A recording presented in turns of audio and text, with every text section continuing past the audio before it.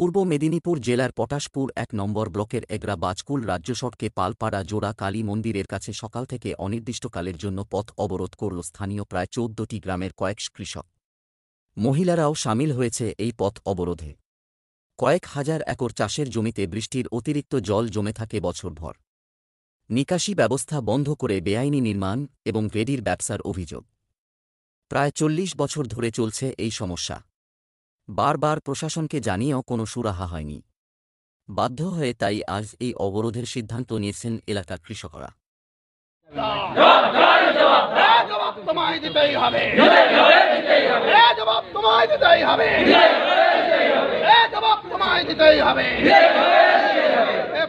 সংস্কার হচ্ছে না কেন? প্রশাসন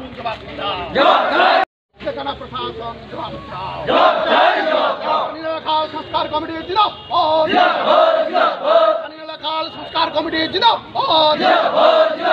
আমরা যাদের যাদের জন্য বেঁচে থাকি নিশ্চিন্তে, তার প্রথম লোক হচ্ছে আমাদের দেশকে যারা পাহারা দেন, অর্থাৎ আমাদের সৈন্যবাহিনী।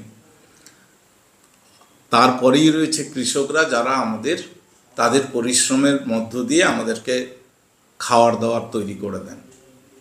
তাদের ফসল ফলানোর ভেতর দিয়েই আমরা আমাদের খাদ্য সংগ্রহ করতে পারি।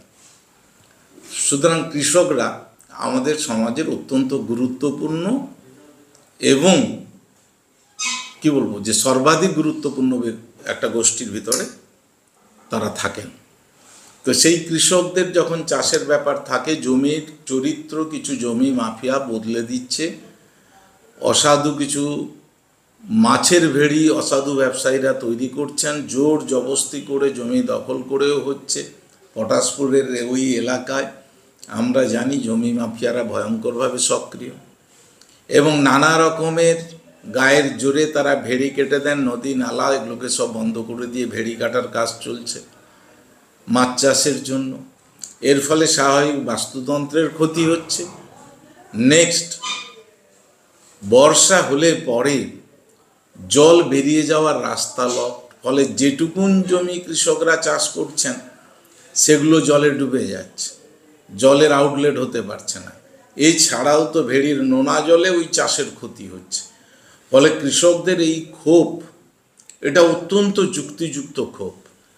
আমরা এই কৃষকদের এই যন্ত্রণার সঙ্গে আছি এবং আমরা মনে করি তাদের এই আন্দোলন আমাদের পুরোপুরি নৈতিক সমর্থন আমাদের রয়েছে এবং আগামী দিনে এটা আমাদের আন্দোলনের কর্মসূচিও হতে পারবে। আমি অরূপ কুমার দাস, দক্ষিণ কান্থির বিধায়ক এবং আমি হচ্ছি কাঁথি সাংগঠনিক জেলা ভারতীয় জনতা পার্টির সভাপতি।